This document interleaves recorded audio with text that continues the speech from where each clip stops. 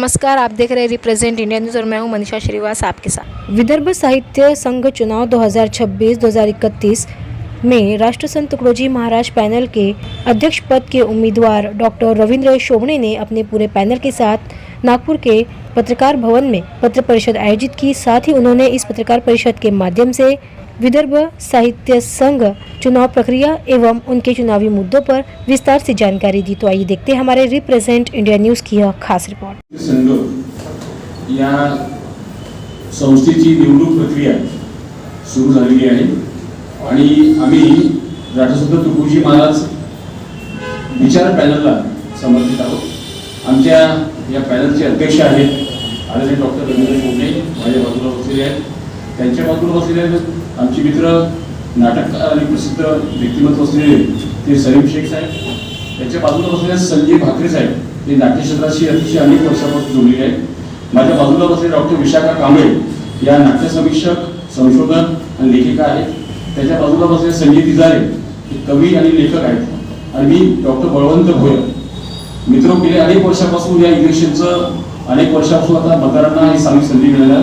पुढील जी वार्ता आहे, पुढील जी बाब आहे ते सविस्तरपणे डॉक्टर रवींद्र शोभणे आपल्याला सांगणार आहे, माहिती देणार आहे। काही प्रश्न असतील कृपया विचारा। नमस्कार पत्रकार वगैरेंना। विदर्भ साहित्य संघाची 2026 ते 2031 या कालावधीकरता निवडणूक जाहीर झालेली आहे आणि या निवडणुकीची प्रक्रिया आता सुरू झालेली आहे। जवळजवळ 20-25 वर्षानंतर ही निवडणूक होते आहे। 2001 ला निवडणूक झाली होती, त्यानंतर आता ही निवडणूक होते आहे। त्यामुळं या निवडणुकीला एक वेगळं असे वलय प्राप्त झालेलं आहे। अनेक साहित्यप्रेमींच्या विदर्भ साहित्य संघाशी ज्यांचं नातं आहे, मनोबंध आहे, त्यांच्या मनामध्ये औत्सुक्य आहे की ही निवडणूक नेमकी असते कशी।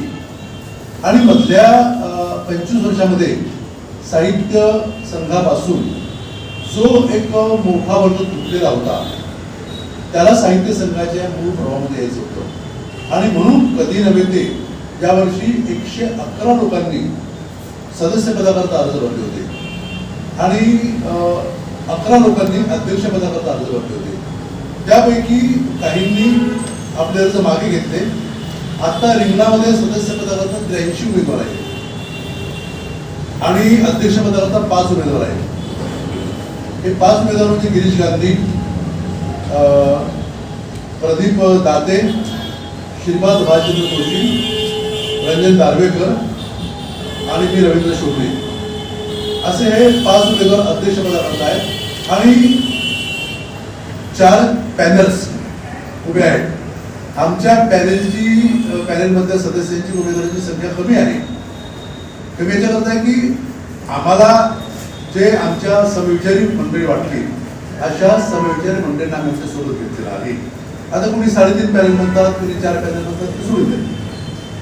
मी विदर्भ साहित्य संघाशी जवळजवळ 35 वर्षांपासून संबंधित आहे आणि या 35 वर्षामध्ये विदर्भ साहित्य संघाचा इतिहास पाहता, विदर्भ साहित्य संघाचा एक प्रवास पाहता तो अतिशय ज्याला आपण काय म्हणू की असा देखणा असा प्रवास आहे।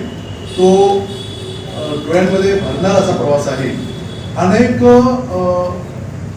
विचार प्रवाहातील, अनेक साहित्य प्रवाहातील मंडळींना आम्ही विदर्भ साहित्य संघाशी जोडण्याचा एक सातत्याने प्रयत्न केलेला होता, पण मधल्या 5 वर्षांमध्ये हा प्रयत्न फिका पडलेला दिसतो आहे। जे विदर्भ साहित्य संघामध्ये एका विशिष्ट अशा विचारांच्या आणि विशिष्ट अशा गटांचं एक जे प्राबल्य जाणवायला लागला आणि त्या असमाधानातून, त्या असंतोषातून हा असा निवडणुकीचा एक मोठा असा एक भाग या ठिकाणी उभा राहिलेला दिसते आहे। म्हणजे साहित्य संघ या संस्थेविषयी प्रत्येकाच्या मनामध्ये आदर आहे, आस्था आहे, पण साहित्य संघामध्ये असणाऱ्या आणि त्यांच्या वतीनं होणाऱ्या एकूणच कारभाराविषयी मात्र अनेकांच्या मनामध्ये एक असमाधान आहे, अनास्था आहे, ते असंतुष्ट आहे आणि त्यामुळं आम्ही साहित्य क्षेत्रातील काही मंडळी ज्या प्रकारे एकत्र राष्ट्रसंत श्री तुकडोजी महाराज पॅनेलची आम्ही स्थापना केली आणि या स्थापनेच्या अंतर्गत आम्ही एक 11 सदस्यांकरता आणि मी अध्यक्षाकरता अशी 12 मंडळी आम्ही या ठिकाणी उभे आहोत. सध्याचं जे एक वाङ्मयीन नेतृत्व आहे साहित्य संघाचं ते पूर्णतः अवाङ्मयीन आहे. जे साहित्यातील प्रवास 16 पण साहित्यातील ज्याला आपण मूळ किंवा ज्याला आपण बेसिक गोष्टी म्हणू त्या बेसिक गोष्टींची जाणीव नसणारी अशी व्यक्ती साहित्य संघाच्या काय म्हणते की प्रधान स्थानी बसलेली आहे. आणि अशा मंडळींनी मग ज्या प्रकारे एक आपल्याला वाटेल त्या प्रकारे साहित्यविषयक उपक्रम आणि साहित्यविषयक ज्या काही घडामोडी होत्या त्या संघानं प्रकाशित केलेल्या ज्या मतदार याद्या आहेत त्या अत्यंत सदोष आहेत. किमान 100-125 मृत व्यक्तींची त्यात नाव आहेत. मृत व्यक्तीचे नाव आहे ते गेल्यावरती त्यांचं मतदार म्हणून नाव आहे.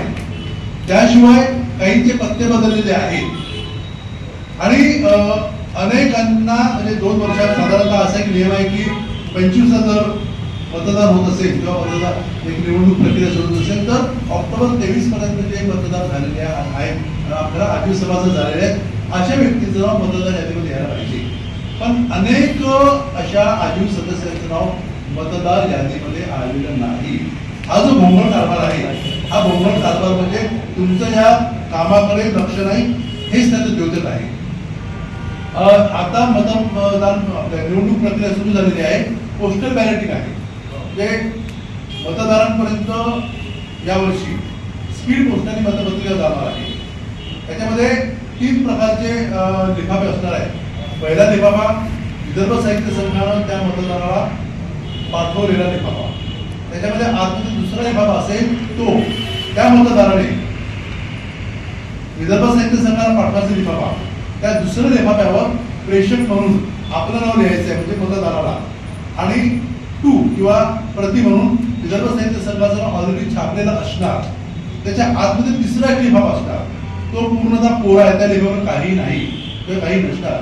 त्या लिफाफ्यामध्ये तुम्हाला तुमची मतपत्रिका एक मत किंवा एक टिक अध्यक्षाच्या नावानं आणि 83 पैकी 22 टिक्स किंवा 22 खुणा 5च्या खुणा या सदस्यांकरता कार्यकारी सदस्यांकरता अशा द्यायच्या आहेत. 23 गुण जर असेल तर ती मतपत्रिका बाद होईल किंवा अध्यक्षपदाची मतपत्रिका वेगळी आहे. अध्यक्षपदाच्या मतपत्रिकेवर एकाऐवजी जर 2 खुणा असतील त्या बाद होतील. एकही खूण नसेल तरी बाद होईल.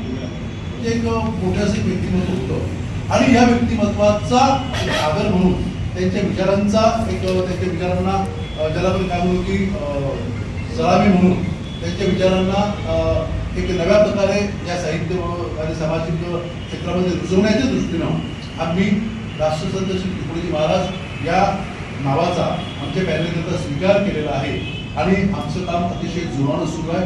आम्हाला पूर्ण विश्वास आहे की आम्ही ज्याला आपण काय म्हणू की अधिक किंवा पदाधिकाऱ्यांना निवडून देऊ.